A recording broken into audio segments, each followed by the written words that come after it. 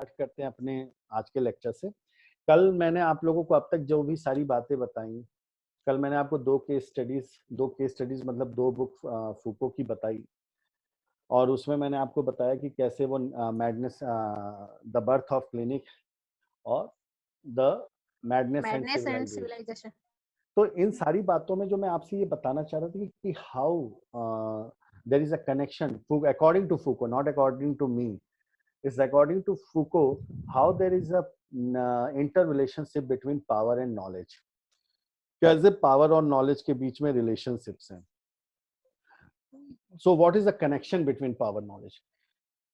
तो मैंने ये बताया कि जिस तरीके से फूको कह रहा है कि किस तरीके से अब स्टेट अपने सर्विलांस के जितने भी उसके पास इंस्ट्रूमेंट्स हैं उसके तहत वो क्या कहते हैं कि मोर एंड मोर डेटा या information the state is collecting about the citizens, जिससे कि वो उनके ऊपर ज्यादा से ज्यादा कंट्रोल कर पाए। मैंने आपको बताया कि किस तरीके से 18th सेंचुरी से पहले कंट्रोल किस तरीके से होता था, एक्सटर्नल। अब क्या है, मोर इंफॉर्मेशन, जितना इंफॉर्मेशन आपका सरकार लेती जा रही है वो आप क्या कर रही है, जिससे कि ज्यादा से ज्यादा, चाहे आप आधार कार्ड से, पैन कार्ड से लेके आप जो भी इंफॉर्मेशन देते हैं वो सारी इंफॉर्मेशन स्टेट के पास जाती है। और इस इंफॉर्मेशन से स्टेट के पास जाने से क्या था कि सिटीजन के ऊपर, आपके ऊपर ज्यादा से ज्यादा कंट्रोल कर सकती है सरकारें। तो ये जो पावर और नॉलेज का जो रिलेशनशिप बार बार बताया है फूको ने, कि किस तरीके से जो सत्ता होती है वो डिस्कोर्सेस को बदलती है, और डिस्कोर्सेस को ऐसे बदलती है जिससे सब कुछ जायज लगे। मतलब स्टेट अपने हिसाब से आपसे सारी चीजों को कलेक्ट भी कर रही है, फिर भी वो ये बताती है कि yes it's in the benefit of people, it's in the benefit of the citizens. तो ये सारी चीजें मैंने आपको एक पावर और नॉलेज जो डिस्कोर्स के तहत, फिर मैंने आपको बताया कि what is the idea of control, क्या कंट्रोल, नियंत्रण कैसे करना है। तो ये सारी चीजें मैंने आपको दो केस स्टडीज में बताई। आज मैं जो तीसरा केस स्टडी है, डिसिप्लिन एंड पनिश, जो उनकी बुक थी डिसिप्लिन एंड पनिश, उस बुक में फूको ने ये खोजने की कोशिश की है कि what were the changes and purposes behind the punishment. मतलब क्या प्रकृति थी और क्या उसके पीछे पर्पस था, और ये चेंज कैसे हुआ 18th सेंचुरी से लेके अब तक। मतलब 18th सेंचुरी से पहले कैसा था, 18th सेंचुरी के दौरान कैसा था, और उसके बाद पनिशमेंट की जो जो हम पनिश करते हैं, पनिश किसको किया जाता है, जो डेविएंट बिहेवियर का हो। मैंने आपको बताया कि ये बहुत आसान हो गया, डेविएंट और नॉर्मल के बीच में डिबेट करवा के अब नॉर्मल वो व्यक्ति है जो सोसाइटी के नियमों से कंफर्म करे, और जो डेविएंट वो है जो सोसाइटी के नियमों से कंफर्म ना करे, डेविएट करे, डिस्ट्रैक्ट करे, उसको तोड़ने की कोशिश करे। तो फूको क्या कहता है कि सोसाइटी उसको, स्टेट उसको पनिश करने के लिए कोशिश करती है। तो अब मैं सारी बातें अब आपको इतनी बार मैं बता चुका हूं अब तक की सारी क्लासेस में, तो अब सबको लगभग दिमाग में बैठ गया होगा कि सारा डिस्कोर्स क्या है, शुरुआती दौर में कोई चीज कैसी थी, और अब लेटेस्ट मॉडर्न जो आपका 21st सेंचुरी चल रहा है। फूको ने 21st सेंचुरी की तो बात नहीं की। फूको जब तक था 1984 आई थिंक, एग्जैक्ट वो मुझे नहीं पता है, थोड़ा सा देखना पड़ेगा, शायद उसी समय 1984 के ही करीब उसका देहांत हुआ था, मतलब पहले ही। तो इसलिए उस दौरान तक 1984 तक की बातें आप देखेंगे तो उसके अध्ययन में आएंगी। अब तो और 19 1984 है सर। हाँ सही है, मतलब तो हाँ 1984, 25 जून। नहीं 24 नहीं, 84 84। नहीं 25 जून और 1984। हाँ हाँ 1984 था उसका। तो हम्म।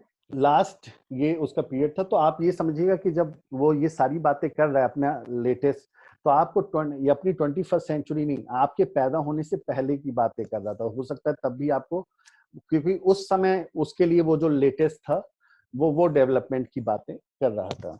तो क्या कहता है वो, एक मतलब जब अपनी वो बुक लिखता है तो वो एक अकाउंट देता है। जब आप उसकी डिसिप्लिन एंड पनिश बुक गलती से गलती से अगर आपके हाथों में लग गई और गलती से अगर आपने पढ़ लिया, तो जो उसकी ओपनिंग अकाउंट है वो डैमियन करके एक प्रिजनर है जिसके बारे में वो लिखता है। और वो डैमियन कहाँ पे है? डैमियन प्रिजनर का नाम है और इन 1757 इसका चित्रण देखिए कैसा है। वो कहता है कि 1757 में इस डैमियन को पनिश करने के लिए पहले तो क्या कहते हैं, उसके शरीर में घाव किए गए, मतलब फाड़ा गया उसको, घाव मतलब तलवारों से पहले उसको घाव किए गए। उस घाव में फिर रेड जो सलाखें होती हैं वो ले लेके उसको उस घाव में दागा गया उसको। और ये कहाँ हो रहा था? पब्लिक के सामने। पब्लिक के सामने क्यों? क्योंकि इस पनिशमेंट से लोग डरे। पब्लिक एग्जीक्यूशंस हुआ करते थे। उसके बाद उसके क्या कहते हैं, चारों हाथ पैर को घोड़ों में बांध दिया गया, और जिससे कि और वो घोड़े भी अलग अलग दिशा में जाएं, जिससे कि उसका हाथ पैर सब अलग अलग दिशा में उखड़ जाए। अब आप सोच सकते हैं इतनी ब्रूटैलिटी उस समय हो रही थी।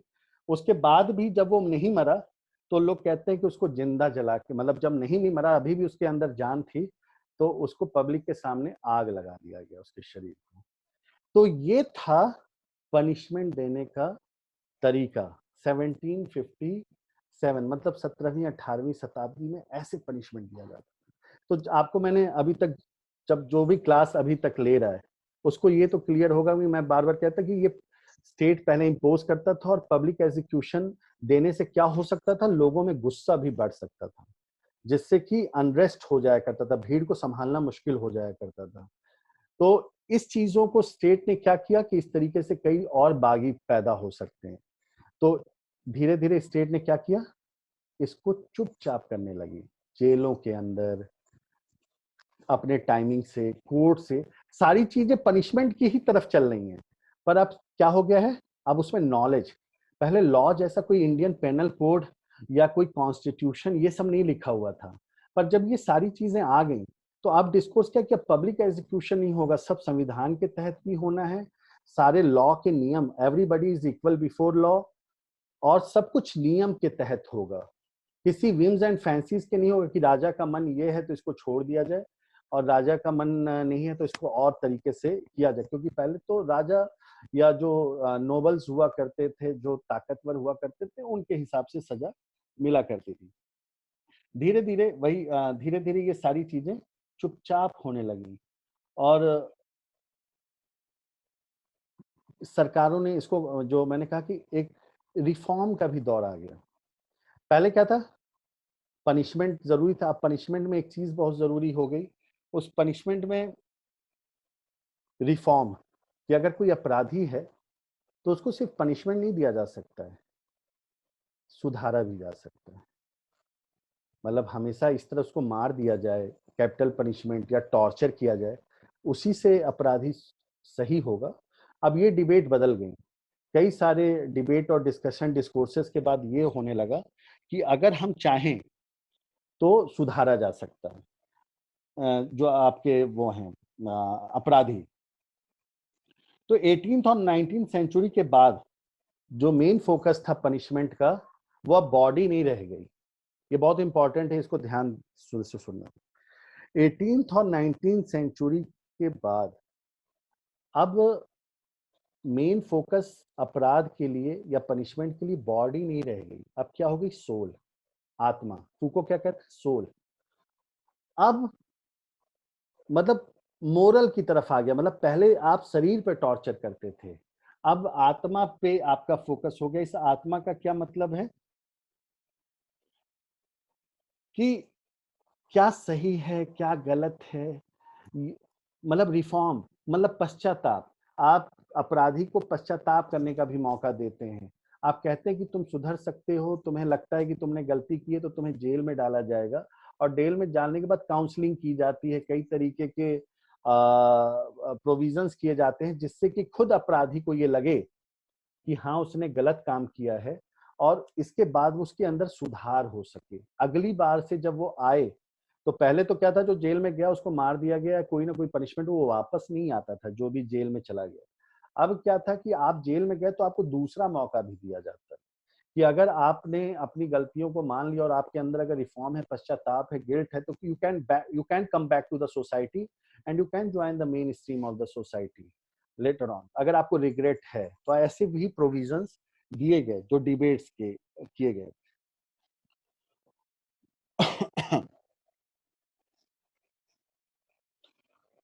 तो इसमें ये जो पूरा का पूरा ये जो डिबेट है, अच्छा ये डिस्कोर्स चेंज क्यों हुआ अचानक? डिसिप्लिन और पनिशमेंट के हिसाब से क्यों डिस्कोर्स चेंज हुआ?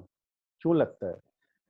क्योंकि ये क्यों नॉलेज नॉलेज बहुत इंपॉर्टेंट रोल प्ले कर रहा था। फूको कहता है कैसे अचानक कई सब्जेक्ट्स का जन्म हुआ जो कि 18th सेंचुरी से पहले नहीं था, पर बहुत सारे ऐसे फिलोसफर्स थे और ऐसे थिंकर्स थे जिन्होंने law as a subject develop किया, psychiatry as a subject develop किया, psychology as a subject develop होने लगा। इवन आप जान रहे हैं कि सोशियोलॉजी का जन्म कब हुआ था? 1838। तो अचानक बहुत सारे ऐसे सब्जेक्ट्स थे जिनका डिस्कोर्स, ये जो सब्जेक्ट्स हैं जो नॉलेज है क्या है डिस्कोर्स। अचानक उससे पहले सोसाइटी के बारे में तो बात होती थी सोशियोलॉजी, पर जब सोशियोलॉजी का जन्म हुआ तो आप सोसाइटी के बारे में एक अलग तरीके से देखने लगे। जो perspective sociology as a subject में डिसाइडेड है उस चश्मे को पहन के समाज को देखना। अरस्तु ने, प्लेटो ने क्या कहते हैं कि आपके यहाँ जितने भी पुराने जितने भी थिंकर्स हैं, चाहे वो कांट हो, चाहे वो हीगल हो, चाहे कार्ल मार्क्स हो, सब ने सोसाइटी के बारे में बात की। सब ने क्योंकि सोसाइटी में रहते हुए सोसाइटी को बात करना जरूरी है, मतलब पर सोसाइटी को फोकस करके होलिस्टिक एस्पेक्ट में किसी ने बात नहीं की। इन्हीं बातों को रखते हुए जब ऑगस्ट कॉम ने सोशियोलॉजी को डिसिप्लिन, तो अब आप पढ़ते हैं कि सोशियोलॉजिकल पर्सपेक्टिव्स क्या हैं, पढ़ा होगा। सामाजिक परिप्रेक्ष्य क्या है, स्ट्रक्चरल फंक्शनलिस्ट अप्रोच होता है, कॉन्फ्लिक्ट पर्सपेक्टिव होता है, इंटरेक्शनिस्ट पर्सपेक्टिव होता है, फेमिनिस्ट पर्सपेक्टिव होता है। अब आप इन पर्सपेक्टिव से समाज को देखने की कोशिश करते हैं। अब आपको पता है कि आपके पास सोशियोलॉजी में कुछ ऐसे टूल्स एंड टेक्निक्स हैं जिसके हिसाब से आप डाटा कलेक्ट कर सकते हैं और चीजों को देख सकते हैं और समझ सकते हैं। और एक पूरा एक्सपर्ट्स, मतलब एक क्रिमिनल को समझने के लिए, जैसे मान लीजिए अभी लेटेस्ट एग्जांपल ले लिया जाए, मान लीजिए सुशांत सिंह राजपूत का केस ले लिया जाए, ऐसे ही ले रहा हूँ क्योंकि आपको समझ में आ जाए। तो अब सुशांत सिंह राजपूत का केस समझने के लिए पहले क्या होता कि अगर आप सुशांत सिंह राजपूत का केस समझने के लिए आप देखिए सीबीआई एज ए क्रिमिनल, मतलब जो इन्वेस्टिगेटिंग एजेंसी लगी हुई है, इन्फोर्समेंट जो डायरेक्टरेट है वो फाइनेंशियल देख रहा है। कुछ लोगों ने अभी साइकोलॉजिकल ऑटोप्सी जैसी बात की है, इसमें साइकोलॉजिस्ट भी लगेंगे। तो आप देखिए कि एक क्राइम को समझने के लिए डिफरेंट टाइप के एक्सपर्टीज की जरूरत है। और इस डिफरेंट टाइप की जो एक्सपर्टीज है, फूको क्या कहता है? फूको कहता है यही नॉलेज को पावर देता है। पहले क्या था, अचानक राजा ने कहा उसको मार दिया गया, पर अब जिसके पास नॉलेज है वो पावरफुल हो जाता है, वो रोल प्ले करता है कि how this case will go on. जिसका डिस्कोर्स डोमिनेंट होगा, जिसकी थ्योरी ताकतवर होगी, जिसके पीछे एविडेंसेस होंगे, उस हिसाब से ये डिस्कोर्स और उस हिसाब से ये केस आगे की तरफ बढ़ेगा। अगर साइकोलॉजिकल ऑटोप्सी सुसाइड प्रूफ कर दे तो सुसाइड डिस्कोर्स से चलेगा, होमिसाइड बिलीव कर दे तो होमिसाइड से चलेगा। अब साइकोलॉजिकल ऑटोप्सी एक ऐसी चीज है जो आपको जानना चाहिए कि लास्ट दिनों में एक आदमी जा चुका है, पर आपके पास इतनी एक्सपर्टीज है कि आप ये जान सकते हैं कि लास्ट दिनों में उसका बिहेवियर कैसा था। तो हाउ नॉलेज इज पावरफुल, ये बताने की बार बार फूको कह रहा है। पहले वो कहता है कि स्टेट पावर, पहले हमेशा डिबेट थी कि जो स्टेट है वो पावरफुल है। वो कहता है कि नहीं, जो there are various platforms for power. कहता है छोटे से छोटा, मतलब अगर मान लो कोई दो व्यक्ति हैं, एक पुलिस है, तो हमेशा पहले थ्योरी थी कि जो पुलिस है वो पावरफुल है। वो कहता है नहीं, क्रिमिनल भी पावरफुल है। क्यों? कहता है कि अगर मान लो पुलिस डंडा मारता है, ऐसा कोई एग्जाम्पल नहीं, मैं आपको समझाने के लिए कह रहा हूँ। अगर पुलिस डंडा उसको मारता है क्रिमिनल को, तो वो उसका डंडा पकड़ सकता है, उसको आंखों में घूर सकता है। वो कहता है ये जो रेजिस्टेंस है ये भी पावर है। पहले मर्टन से, वो आपके पार्सन से लेके मैक्स वेबर ने हमेशा कहा देयर इज एब्सोल्यूट पावर, पर वो कहता है नहीं, पावर हमेशा सबके पास है और किसी के पास थोड़ा ज्यादा है, किसी के पास कम है, यहाँ क्रिमिनल के पास भी पावर है। अगर मान लो मुझे किसी की बात नहीं माननी है, कोई बात ऐसी है, तो हो सकता है मैं वहां से भाग जाऊं। I have the power to choose to run away. मैं भागने की भी पावर रखता हूँ, मैं भाग सकता हूँ, ये भी पावर है। मैं ये नहीं है, जब आपने पावर का हमेशा डेफिनेशन क्या पढ़ा है मैक्स वेबर के हिसाब से, power, what is power, what is power according to Max Weber? When you have to do something without your choice. आपको कोई भी वो चीज करनी पड़े जिसपे आप नहीं करना चाहते हैं, फिर भी आपको करना पड़े, force to do something, that is power. पर वो कहता है ऐसा कुछ नहीं होता एब्सोल्यूट पावर।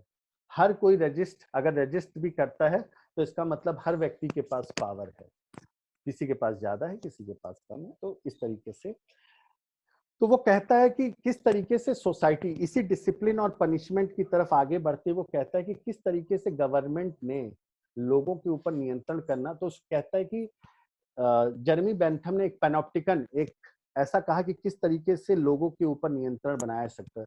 आज तो उसका सबसे एडवांस, आपकी 21वीं सदी में तो सबसे एडवांस है वो है सीसीटीवी। सीसीटीवी से आप हमेशा सर्विलांस में, पर जब 1984 में सीसीटीवी का कॉन्सेप्ट नहीं था, तो वो कहता है कि किस तरीके से सर्विलांस का जो जन्म हुआ। तो मैंने आपको पहले उस दिन बताया था कल कि किस तरीके से मेडिकल साइंस में एक पेशेंट को दिन रात क्लिनिक में रख के उसको देखा जाता है, सर्वे किया जाता है, आपकी निगाहों में हमेशा रहता है, जिससे आप उसके पैटर्न को और डिजीज के पैटर्न को समझते हैं। ये सर्विलांस का कॉन्सेप्ट वहां से कहाँ गया? गवर्नमेंट में, किसी को सजा देने के लिए। तो कहेगी अगर हमें किसी को नियंत्रित करना है तो उसको सर्विलांस में रखना है। तो एक पैनोप्टिकन का कॉन्सेप्ट दिया।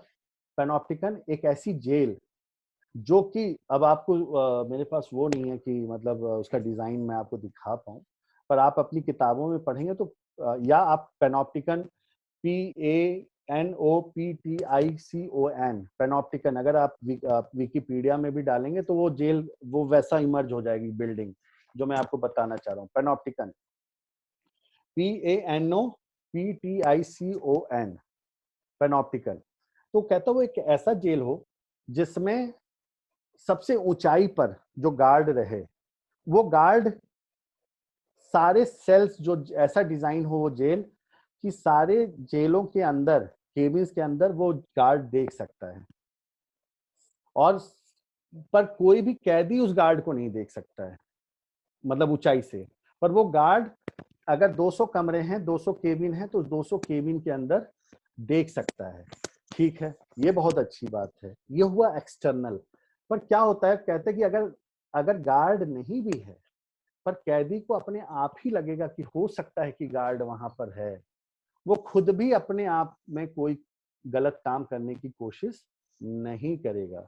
मैं जो आपको बार बार बता रहा था, क्या कल से अभी तक, इंटरनलाइज कर लेना, कंट्रोल को इंटरनलाइज कर लेना। पहले स्टेट आपके ऊपर कंट्रोल करवाता था लाठी डंडे से, अब क्या है कि आपको इन सर्विलांस, आप कैमरे की नजर में हैं। जो कल मैं आपको बता रहा था कि मान लीजिए आप मेट्रो में जाते हैं, आप बाहर तो कहीं पे भी जहाँ कैमरे नहीं हैं वहां पे कोई थूक देता है, पर जहाँ पे सीसीटीवी कैमरे और देता है कि थूकना मना है, तो वहां पे लोग नहीं थूकते हैं। क्यों? क्योंकि आप कैमरे की नजर में हैं।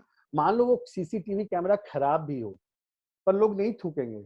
उनको लगेगा कि हो मतलब उनको क्या पता कि सीसीटीवी चल रहा है कि नहीं, उनको लग रहा होगा कि कोई देख रहा है। यही कॉन्सेप्ट वो जेल में बताता है कि अगर जेल में कैद वो ऊपर का गार्ड नहीं भी होगा, तो भी अपराधी को ये लगेगा कि मुझे कोई देख रहा है, तो वो कोई भी अपराध, मतलब अपराध में क्या हो सकता है, सुरंग बनाना, किसी दूसरे अपराधी को मारने की कोशिश करना, वो अपने आप को वेल बिहेव मैनर में रखेगा। उसको रखेगा कि अगर मैंने ये गलत काम किया तो मैं पकड़ लिया जाऊंगा। तो this is the internalisation of the control. तो जो फूको दो चीजें बहुत इंपॉर्टेंट बोलता है, सर्विलांस, किस तरीके से सर्विलांस स्टेट यूज करता है लोगों को कंट्रोल करने के लिए, और ये सर्विलांस कैसे लोगों के अंदर सेल्फ डिसिप्लिन पैदा करता है, जिससे कि स्टेट को बहुत इजी हो जाता है कंट्रोल करने में। चाहे मैंने आपको हेल्थ और डिजीज में बताया था, जब मैंने आपको बताया कि किस तरीके से पहले हेल्थ क्या था, अगर आप बीमार हैं तो ये स्टेट की जिम्मेदारी होनी चाहिए कि भाई हेल्थ, कैसी भी बीमारी हो वो हेल्थ की मतलब वो स्टेट की जिम्मेदारी होनी चाहिए। पर धीरे धीरे ऐसे डिस्कोर्स आने लगे, और अब वो नॉर्मल और डेविएंट मतलब कि अगर बीमारी है तो आपको एक्सरसाइज करनी चाहिए, आप मोटे हैं तो एक्सरसाइज करना चाहिए। अब एक्सरसाइज करना और ऐसा फिगर मेंटेन रखना और ऐसे स्वस्थ रहना, ऐसा खान पान करना, अब ये लोगों की हैबिट हो गई है। अब ये लोगों की हैबिट है तो इसके लिए लोग स्टेट को जिम्मेदार नहीं करेंगे, किसको करेंगे? मुझे। तो आधे से अधिक लोग इसके लिए क्या करेंगे? स्टेट को बहुत इजी है आपके ऊपर कंट्रोल रखना, आपके हेल्थ के ऊपर कंट्रोल रखना। अब इसके बावजूद अगर कोई प्रॉब्लम हो जाती है तो भी इसकी जिम्मेदार स्टेट तब लेता है जब कोई पैंडेमिक हो जाए। पर ज्यादातर आप हेल्थ में हमेशा ये मानते हैं कि मैंने ही कुछ एक्सरसाइज नहीं की होगी, मैंने ही कुछ खान पान सही नहीं रखा होगा जिसकी वजह से ये प्रॉब्लम हो गई है। तो स्टेट को बड़ा इजी हो जाता है, उसके पास बहुत सारे लोग नहीं पहुंच पाते हैं वो डिमांड करने। तो ये जो फूको ने कहा है कि how the knowledge plays important role in power. अब सिर्फ स्टेट के पास पावर नहीं है, those who have expertise they are also very powerful, क्योंकि वो चीजों को अपने बार्गेन कर सकते हैं। जैसे अब आप ये देखिए, एक छोटा सा एग्जांपल है कि एक बॉडी पड़ी हुई है, वो बॉडी मतलब जीवित बॉडी है। अब डॉक्टर डॉक्टर के पास हथियार है। अब दो चीजों को देखिए, एक टेररिस्ट के पास हथियार है, तो क्या आप उसके पास लेटेंगे कि भाई मैं नहीं, मेरा ऑपरेशन कर दो? अगर एक मतलब एक टेररिस्ट के पास चाकू हो तो। पर एक डॉक्टर के पास चाकू है, सेम दोनों चाकू हैं, पर आपके दिमाग में है ही हैज नॉलेज, ये डॉक्टर के पास नॉलेज है, तो उसके पास ये पावर है कि वो आपकी बॉडी को चीर सकता है। आपने ये पावर कहे कि भाई हाँ तुम मुझे चीर सकते हो और तुम मेरा इलाज कर सकते हो, that knowledge gives you power. पर ये टेररिस्ट के पास वो नॉलेज नहीं है, तो आप उसके पास से भाग जाएंगे या आप कहेंगे भाई इससे अच्छा तो मैं मर ही जाऊं, जो तुम मुझे चीरोगे चाकू से, तो इससे अच्छा तो मैं मर जाऊं। तो ये जितनी भी डिबेट मैंने आपको डिसिप्लिन एंड पनिशमेंट में, मैडनेस एंड सिविलाइजेशन में, या द बर्थ ऑफ क्लिनिक में, 3 केस स्टडी से जो फूको ने सारे डिस्कोर्स और डिबेट किए हैं, वो मेनली डिस्कोर्स जिसका जो था वो स्ट्रक्चरलिज्म को लेते हुए पोस्ट स्ट्रक्चरलिज्म तक जाता है।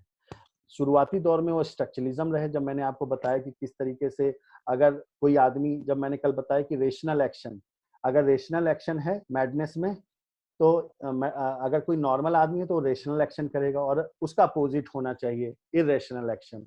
तो जो इरेशनल एक्शन करेगा वो पागल है, और पागल को सुधारने के लिए क्या होता है? असाइलम। उसको हम मेन स्ट्रीम में नहीं रख सकते हैं, हम उसको नॉर्मल लोगों में नहीं रख सकते हैं।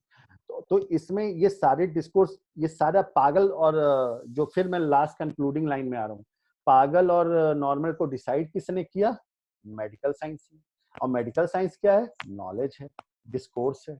और जो इस मेडिकल साइंस के ऊपर नॉलेज को रखेगा, उसके पास ये पावर है कि वो किसी को भी, जैसे फिर सुशांत सिंह राजपूत का केस ले लेते हैं, कि अगर किसी के पास कोई साइकेट्रिस्ट है तो अभी तक सारा डिस्कोर्स, अगर हम सुसाइड का ले, तो अभी तक उसको कोई कह रहा था कि वो डिप्रेशन में चल रहा था और दवा ले रहा था, तो अभी तक वो भी बात मानी जा रही थी, क्योंकि डॉक्टर ने कहा कि वो डिप्रेशन में है। आम आदमी ने नहीं कहा, डॉक्टर ने कहा, दवा दी रही थी, मेडिकेशन चल रहा था, इसलिए वो डिप्रेशन में था। तो नॉलेज नॉलेज ये डिसाइड कर देता है कि कोई आदमी डिप्रेशन में है, पागल में है। और अगर आपके पास नहीं है नॉलेज, तो you don't have the power to जज एनीवन। तो ये पूरा पावर और नॉलेज का जो रिलेशनशिप पूरे के पूरे फूको में गया, तो ये पूरा का पूरा इंटर रिलेशनशिप ही उन्होंने तीनों केस स्टडीज में, और उसमें 2 मेथडोलॉजी मैंने आपको बताई इन तीनों में। वो मेथडोलॉजी क्या थी? Archaeology of knowledge. Archaeology of knowledge का मतलब सेम मैंने आपको बताया कि डिस्कोर्स मीन्स वो पहले स्टेटमेंट की खोज करना जहां से ये सारी बातें, मतलब किसी भी बारे का अर्ली स्टेटमेंट खोजना, खनन करना, नॉलेज मतलब कोई मतलब वो, अगर मान लो सर्विलांस, मैं एक वर्ड यूज करें सर्विलांस, तो ये सर्विलांस का जो कॉन्सेप्ट आज के समय में है वो सबसे पहले आया कहाँ, इसकी खोज करते हुए पीछे इतिहास में जाना, that is archaeology of knowledge. और दूसरा जेन्योलॉजी ऑफ पावर, कि कैसे नॉलेज और पावर दोनों इंटर रिलेटेड हैं। जिसके पास नॉलेज है वो कैसे पावर को मैनिपुलेट कर सकता है। तो ये पूरा का पूरा फूको का एक कॉन्सेप्ट था। मुझे जहां तक लगता है कि बहुत सारी बातें आपको अब समझ में आ चुकी होंगी, और मतलब मैं ये मानता हूँ कि हो सकता है आपको 40% समझ में आया हो, 30% समझ में आया हो। फिर मैं आपको कुछ चीज़ें मटेरियल्स शेयर करूँगा, उन मटेरियल्स को आप पढ़िए। हो सकता है उसके बाद आपका ग्रेस्पिंग 60 से 70% तक जाए। फिर उसके बाद क्वेश्चंस ही रेज होंगे, आपको लगेगा। तो फिर उसके बाद हम जब सिलेबस को कंप्लीट कर लेंगे, तो हम सिलेबस को ये कंप्लीट करने के बाद, सिलेबस के कंप्लीट करने के बाद हम फिर जाएंगे और जितने प्रॉब्लम्स होंगी किसी भी टॉपिक को, उसको डिस्कस करेंगे। पर वो कब होगा?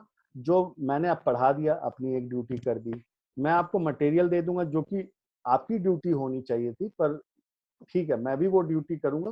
तो 2 ड्यूटी मैं पूरी करूंगा कि मैं पढ़ा भी दे रहा हूँ आपको, मटेरियल भी दे रहा हूँ। पर उसके बाद आपकी तीसरी ड्यूटी है पढ़ना और मेरे लेक्चर से कोरिलेट करना बहुत सारी चीजों को और समझने की कोशिश। और मैंने बार बार कहा कि फूको इतना आसान नहीं है कि आप ख्याली पुलाव पका रहे होंगे, आप पता नहीं किसी दूसरे दुनिया में खोए हुए होंगे, आपको फूको समझ में आ जाएगा। फूको कमजोर दिमाग वालों के लिए नहीं है। मतलब कमजोर दिमाग का मतलब नहीं कि मतलब सारे लोग बेवकूफ हैं। कमजोर दिमाग का मतलब जो ये चाहता हो कि मुझे रटी रटाई चीज इजीली मिल जाएगी और मैं समझ जाऊंगा। कमजोर दिमाग मतलब इसमें है आपको थोड़ा सोचना पड़ेगा, दिमाग को दौड़ाना पड़ेगा, कई बातें अब्स्ट्रैक्ट होंगी। मेरी लेक्चर्स इसलिए इंपॉर्टेंट है कि मैंने बहुत कठिन चीजों को आसान करने की कोशिश की है। मेरे लेक्चर के बिना अगर आप फूको को संभालने की कोशिश करेंगे तो फूको कहीं नहीं संभालने में आने वाला है। तो अब मेरा लेक्चर है, तो मैंने इसलिए कहा कि बैकग्राउंड आपके पास है, उस बैकग्राउंड से कोरिलेट करते हुए अपने मटेरियल्स को पढ़िएगा और उसके बाद थोड़ा और पढ़िएगा और उसके बाद हम आप डिस्कशंस करेंगे जब हम इस पूरे जब जो भी सिलेबस में कंप्लीट करने के बाद फिर जो भी प्रॉब्लम्स होंगी हम थिंकर वाइज उसको कंप्लीट करने की कोशिश करेंगे और फिर क्लियर हो जाएगा। तो मुझे लगता है कि अब समझ में आ गया। तो मेरी ड्यूटी जो है वो मैं पूरी करूंगा और आपकी ड्यूटी है आपको पूरी करनी। ये नहीं है कि मटेरियल भी मिल गया उसके बाद पढ़ना लिखना है नहीं, तब फिर मैं समझा नहीं पाऊंगा। बस बात ये है, मैं अपनी तरफ से करने के बाद मैं ये चाहूंगा कि आप भी पढ़ें और कोई प्रॉब्लम हो तो हम उसको डिस्कस कर सकें, तो फिर क्लियर हो जाएगा, फिर पूरा पूरा फूको समझ में आने लगेगा। ठीक है, तो अगर कोई क्वेश्चन है तो मुझसे पूछ सकता है अभी फूको से रिलेटेड। फूको के अलावा कुछ नहीं, सिर्फ और सिर्फ फूको, मिशेल फूको, उसके स्ट्रक्चरलिज्म से पोस्ट स्ट्रक्चरलिज्म तक, उसकी तीनों केस स्टडी से रिलेटेड कुछ भी। और अगर अभी बैकग्राउंड बस बना है पढ़ के पूछोगे तो ठीक है, जब हम लोग आपको मटेरियल शेयर कर दूंगा फिर आप लोग नोट्स वोट्स बनाइए, फिर उसके बाद कोई प्रॉब्लम होगी तो फिर हम उसके बाद। ठीक है, कोई प्रॉब्लम है? नहीं है? अनु कोई प्रॉब्लम? No sir. हाँ तो ठीक है। कुछ लोग लास्ट में आते हैं हमेशा 1 घंटे के बाद। कोई एक अनु शर्मा कोई है जो हमेशा क्या कहते हैं, एक जब क्लास खत्म होने वाली होती है तब आके ज्वाइन करती है। अनु शर्मा कौन है बच्चे? अनु शर्मा ज्वाइन तो हो गई, ठीक है। तो अब हम एक मिनट ही जरा होल्ड करना जरा। अनु शर्मा,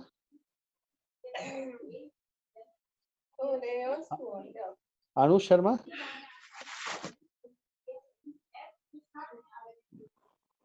अनु शर्मा,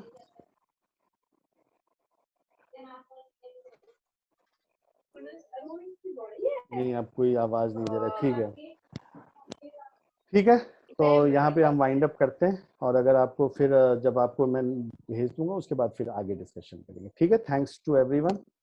फिर मिलते हैं नेक्स्ट क्लास में नेक्स्ट थिंकर के साथ। अभी आप दूसरे सर कौन सा आपको पढ़ा रहे हैं? मैं अभी जो शिवम सर पढ़ा रहे हैं, अभी आपने कौन सा उसमें कौन सा टॉपिक पढ़ रहे हैं आप लोग? उनका हेबरमास कंप्लीट हुआ है। अच्छा, हेबरमास, उसके बाद दूसरा थिंकर स्टार्ट हो गया? नहीं नहीं। अच्छा ठीक है, चलिए। तो मतलब आप लोगों का वो ये मतलब फर्स्ट यूनिट कंप्लीट है। अब हम लोग जो भी सर और मैं आएंगे सेकेंड यूनिट पे आएंगे, तो सर शायद मैं आप लोगों को नेक्स्ट जो पढ़ाऊंगा वो पियरे बुर्दोआ मैं जो पढ़ाऊंगा, तो इसलिए अगर आपको कहीं से मिले तो आप देख लीजिएगा, नहीं तो फिर मैं स्टार्ट करूंगा। ठीक है, so all the best. Okay sir. Okay, thank you sir. Okay.